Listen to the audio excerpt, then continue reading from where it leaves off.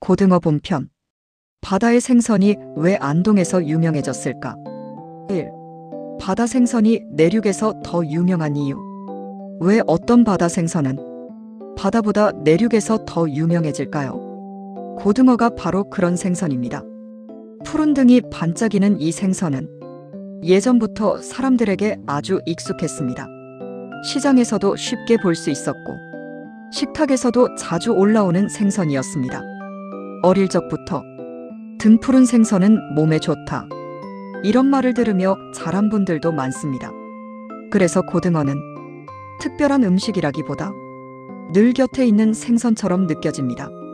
그런데 흥미로운 이야기가 하나 있습니다. 바다에서 잡히는 이 생선이 왜 경북 안동에서 강고등어라는 이름으로 더 유명해졌을까요? 바다가 없는 지역에서 어떻게 고등어가 명물이 되었을까요? 오늘은 이 바다 생선이 어떻게 내륙의 식탁에서 자리를 잡게 되었는지, 그 이유를 천천히 따라가 보겠습니다. 고등어라는 생선. 바다에서 가장 흔하지만 중요한 생선. 고등어는 동아시아 바다에서 매우 널리 잡히는 생선입니다. 한국, 일본, 중국 모두에서 오랫동안 먹어온 생선입니다. 몸은 길고 등은 푸른색을 띠며 배는 은빛에 가깝습니다. 그래서 사람들은 이 생선을 등푸른 생선이라고 부릅니다.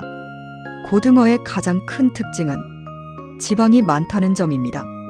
그래서 구워도 맛있고 조림으로 만들어도 깊은 맛이 납니다. 불에 올리면 생선 기름이 서서히 올라오고 그 향이 밥과 잘 어울립니다.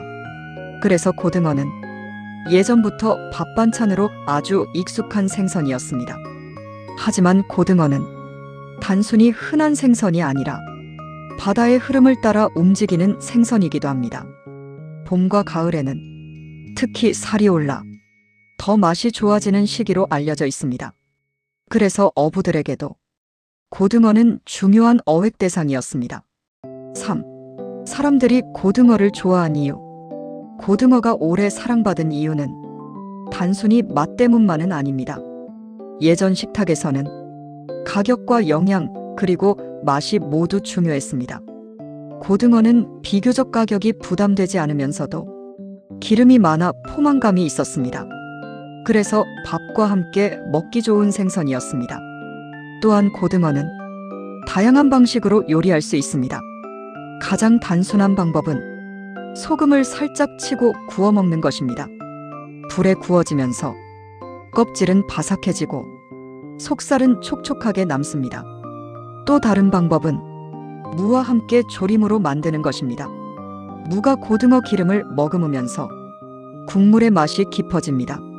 그래서 고등어 조림은 지금도 많은 식탁에서 자주 볼 수 있는 음식입니다. 이처럼 고등어는 특별한 조리 기술이 없어도 맛을 낼 수 있는 생선이었습니다. 그래서 오래 식탁을 지켜온 생선이기도 합니다. 4. 고등어가 어려운 이유. 신선도가 빨리 변한다. 하지만 고등어는 어려운 생선이기도 합니다. 기름이 많다는 것은 맛이 깊다는 뜻이지만 동시에 상하기도 쉽다는 뜻이기도 합니다. 특히 예전에는 냉장 시설이 없었습니다. 바다에서 잡은 생선이 며칠 동안 이동해야 하는 상황에서는 신선도를 유지하기가 쉽지 않았습니다. 그래서 바다에서 가까운 지역에서는 신선한 고등어를 먹을 수 있었지만 내륙 지역에서는 바다 생선을 먹는 것이 쉽지 않았습니다. 특히 여름철에는 생선이 빠르게 상했습니다. 그래서 사람들은 생선을 오래 보관하기 위한 방법을 찾게 됩니다. 그 방법이 바로 소금을 이용한 염장이었습니다. 생선에 소금을 뿌리면 수분이 빠지고 보관 기간이 길어집니다. 이 단순한 방법이 나중에는 하나의 음식 문화로 발전합니다. 그리고 그 결과가 바로 간고등어였습니다. 5. 염장이라는 방법. 생선을 멀리 보내기 위한 지혜. 예전에는 생선을 멀리 보내는 일이 쉽지 않았습니다. 지금처럼 냉장차도 없었고 얼음을 충분히 사용하는 것도 어려웠습니다. 바다에서 잡은 생선은 시간이 지나면 빠르게 상태가 변했습니다. 특히 고등어처럼 기름이 많은 생선은 더 빨리 상하기도 했습니다. 그래서 사람들은 한 가지 방법을 오래전부터 사용했습니다. 바로 소금이었습니다. 소금은 단순히 간을 맞추는 재료가 아니라 예전에는 보존을 위한 가장 중요한 재료였습니다. 생선에 소금을 뿌리면 생선 속의 수분이 빠져나옵니다. 수분이 줄어들면 부패가 늦어집니다. 그래서 소금은 생선을 오래 보관할 수 있게 해주는 아주 중요한 역할을 했습니다. 이 방법은 특별한 기술이 필요하지 않았습니다. 하지만 중요한 것은 소금의 양이었습니다. 너무 많이 넣으면 생선이 지나치게 짜집니다. 하지만 너무 적게 넣으면 생선이 금방 상합니다. 그래서 예전 시장에서는 생선의 상태를 보고 소금의 양을 조절하는 일이 매우 중요했습니다. 이 과정에서 생선을 다루는 사람들의 경험이 쌓이게 됩니다. 처음에는 단순히 생선을 오래 보관하기 위한 방법이었지만 시간이 지나면서 이 염장 방식은 하나의 음식 문화로 자리 잡게 됩니다. 소금을 살짝 머금은 생선을 불에 구우면 기름과 짭짤한 맛이 함께 올라옵니다. 이 맛은 단순한 생선구이와는 조금 다른 깊은 풍미를 만들어냅니다. 그래서 염장은 단순한 보존 방법을 넘어서 음식을 만드는 하나의 방식이 되었습니다. 그리고 이 염장 고등어가 특히 유명해진 곳이 바로 경북의 안동이었습니다. 6. 안동 강고등어. 바다 생선이 내륙 명물이 된 이유. 안동은 바다가 없는 지역입니다. 그런데도 고등어 이야기에서는 늘 안동이 등장합니다. 처음 듣는 사람들에게는 조금 의외의 이야기일 수도 있습니다. 바다 생선이 어떻게 내륙 도시의 명물이 되었을까요? 그 이유는 예전에 물류길에 있습니다. 지금처럼 냉장차나 고속도로가 없던 시절에는 생선을 먼 곳까지 보내는 일이 쉽지 않았습니다. 그래서 바다에서 잡힌 생선은 가까운 지역에서 소비되는 경우가 많았습니다. 하지만 고등어는 예외적인 생선이었습니다. 동해에서 잡힌 고등어는 내륙 장터로도 이동했습니다. 특히 영덕과 포항 같은 동해안에서 잡힌 고등어가 내륙으로 들어오는 길이 있었습니다. 그 길을 따라 올라가면 큰 장터가 있는 지역이 있었는데 그곳이 바로 안동이었습니다. 안동은 예전부터 경북 북부 지역의 중심 장터 역할을 했습니다. 사람들이 모이고 물건이 모이고 장날이 서면 여러 지역의 물산이 모였습니다. 그래서 바다에서 올라온 고등어도 이곳에서 거래가 이루어졌습니다. 하지만 문제가 하나 있었습니다. 바다에서 잡은 고등어가 내륙까지 오는 동안 시간이 꽤 걸렸다는 점입니다. 그래서 이동 과정에서 생선이 상하지 않도록 소금을 치는 방법이 사용되었습니다. 고등어에 적당히 소금을 치고 등짐이나 지게에 실어 내륙 장터로 옮겼습니다. 그리고 이 과정에서 흥미로운 변화가 생깁니다. 소금으로 간이 된 고등어가 그대로 하나의 음식으로 자리 잡게 된 것입니다. 이렇게 해서 안동에서는 강고등어라는 이름의 고등어가 유명해지게 됩니다. 단순히 생선을 보관하기 위한 방법이 지역을 대표하는 음식으로 발전한 것입니다. 지금도 안동을 떠올리면 많은 사람들이 강고등어를 함께 떠올립니다. 바다에서 잡힌 생선이 내륙에서 명물이 된 이야기. 이것은 단순한 음식 이야기가 아니라 예전 물류와 장터 문화가 남긴 흔적이기도 합니다. 7. 간제비. 소금을 맞추던 사람들. 예전 시장에는 지금은 거의 들을 수 없는 직업 이름들이 있었습니다. 그 가운데 하나가 바로 간제비였습니다. 간제비라는 말은 조금 낯설게 들릴 수도 있습니다. 이 말은 소금의 간을 재는 사람이라는 뜻에서 나온 말입니다. 고등어에 소금을 치는 일은 단순한 작업처럼 보이지만 생각보다 쉽지 않았습니다. 소금을 너무 많이 치면 생선이 지나치게 짜집니다. 하지만 소금을 적게 치면 이동하는 동안 생선이 상할 수 있습니다. 그래서 고등어를 다루는 사람들은 생선의 상태를 보고 소금의 양을 조절해야 했습니다. 이 일을 경험으로 익힌 사람들이 바로 간제비였습니다. 간제비는 생선의 크기와 상태를 보고 소금의 양을 판단했습니다. 날씨도 영향을 주었습니다. 날이 더운지, 바람이 어떤지, 이동 시간이 얼마나 되는지에 따라 소금의 양이 달라질 수 있었습니다. 그래서 간제비는 단순히 소금을 뿌리는 사람이 아니라 경험으로 판단하는 기술을 가진 사람이었습니다. 예전 시장에서는 이런 사람들의 손을 믿고 생선을 맡기기도 했습니다. 그래서 간제비라는 말은 지금도 가끔 다른 의미로 쓰이기도 합니다.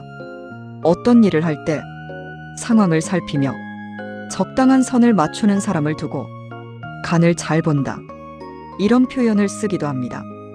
고등어에 소금을 치던 이 작은 기술은 시간이 지나면서 하나의 음식 문화를 만들었습니다. 그리고 그 문화의 중심에 안동의 강고등어가 자리 잡게 됩니다.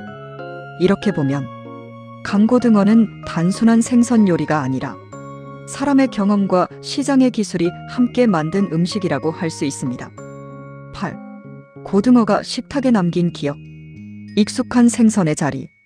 고등어는 특별한 날의 음식이라기보다 평소 식탁에 자주 올라오던 생선이었습니다. 시장에 가면 쉽게 볼 수 있었고 가격도 비교적 부담이 적었습니다. 그래서 많은 집에서 고등어는 익숙한 반찬이었습니다. 가장 흔한 모습은 고등어구이였습니다. 소금을 살짝 치고 불 위에 올리면 껍질이 노릇하게 익고 기름이 서서히 올라옵니다. 이때 퍼지는 향은 많은 사람들에게 익숙한 식탁의 기억이기도 합니다. 또 다른 모습은 고등어 조림입니다. 무와 함께 조리면 생선의 기름이 국물에 스며들고 무는 그 맛을 머금습니다. 그래서 고등어 조림은 밥과 함께 먹기 좋은 음식이었습니다. 이처럼 고등어는 특별한 기술이 필요한 요리보다는 집에서 쉽게 만들 수 있는 음식으로 오랫동안 식탁에 남아 있었습니다. 그래서 많은 사람들에게 고등어는 특별한 음식이라기보다 익숙한 식탁의 한 장면으로 기억됩니다. 또 하나의 특징은 고등어가 계절에 따라 맛이 달라진다는 점입니다. 특히 가을이 되면 살이 올라 기름이 더 풍부해집니다. 그래서 예전 시장에서도 가을 고등어는 맛이 좋다는 이야기가 자주 전해졌습니다. 하지만 시간이 지나면서 생선을 유통하는 방식도 많이 바뀌었습니다. 냉장과 냉동 기술이 발전하면서 바다 생선이 내륙까지 오는 일이 예전보다 훨씬 쉬워졌습니다. 그래서 지금은 신선한 고등어를 어디서나 비교적 쉽게 만날 수 있습니다. 그럼에도 불구하고 안동 강고등어 같은 음식이 여전히 기억되는 이유는 단순히 맛 때문만은 아닙니다. 그 안에는 예전 장터와 물류길 그리고 사람들의 생활이 함께 담겨 있기 때문입니다. 그래서 고등어는 단순한 생선이 아니라 식탁의 기억이 오래 남아있는 재료라고도 할 수 있습니다. 9. 싱싱한 고등어 고르는 법. 시장에서 살펴볼 기준. 시장에서 고등어를 고를 때는 몇 가지 기준을 살펴보면 도움이 됩니다. 먼저 눈을 보는 것입니다. 신선한 고등어는 눈이 맑고 투명합니다. 눈동자가 흐릿하거나 탁하게 보이면 잡힌 지 시간이 지난 경우가 많습니다. 다음은 등의 색입니다. 고등어의 푸른 줄무늬가 선명하게 살아있는 것이 좋습니다. 시간이 지나면 색이 흐려지고 전체적으로 탁해지는 경우가 있습니다. 또 하나는 몸의 탄력입니다. 손으로 살짝 눌렀을 때 살이 단단하고 탄력이 있으면 상태가 좋은 경우가 많습니다. 반대로 살이 물러있거나 힘없이 들어가면 신선도가 떨어졌을 가능성이 있습니다. 마지막으로 배의 상태도 살펴볼 수 있습니다. 배가 지나치게 터져 있거나 속이 흐트러진 경우에는 보관 과정에서 상태가 변했을 수 있습니다. 이 몇 가지 기준만 기억해도 시장이나 마트에서 조금 더 좋은 고등어를 고르는 데 도움이 됩니다. 10. 강고등어 잘 고르는 법. 염장의 균형을 보는 방법. 강고등어는 일반 고등어와 조금 다른 기준으로 살펴볼 수 있습니다. 먼저 표면의 소금 상태입니다. 소금이 지나치게 많이 보이면 염도가 높은 경우가 있습니다. 이런 고등어는 구웠을 때 짠맛이 강하게 느껴질 수 있습니다. 그래서 표면에 소금이 과하게 남아있지 않은 것이 좋습니다. 다음은 살의 상태입니다. 살이 지나치게 마르면 보관 기간이 길었을 가능성이 있습니다. 적당히 촉촉한 느낌이 남아있는 것이 구웠을 때 맛이 좋습니다. 냄새도 중요한 기준입니다. 좋은 강고등어는 비린 냄새보다 짭짤하고 고소한 향이 먼저 올라옵니다.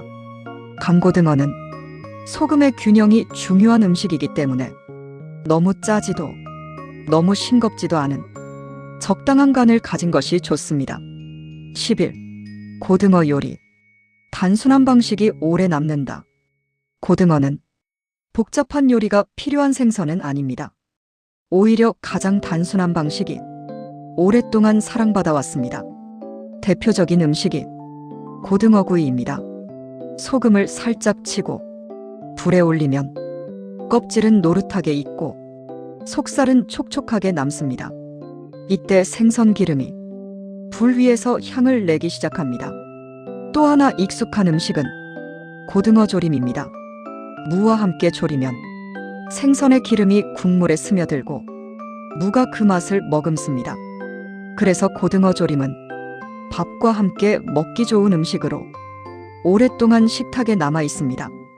그래서 많은 사람들에게 고등어는 특별한 음식이라기보다 늘 식탁에 있던 생선으로 기억됩니다. 12. 바다에서 안동까지 고등어가 남긴 이야기. 오늘 우리는 고등어라는 생선 하나를 따라 여러 이야기를 살펴보았습니다. 푸른 등이 반짝이는 익숙한 바다 생선. 기름이 많아 맛이 깊지만 상하기 쉬웠던 생선이기도 했습니다. 그래서 사람들은 소금을 이용해 생선을 오래 보관하는 방법을 만들었습니다.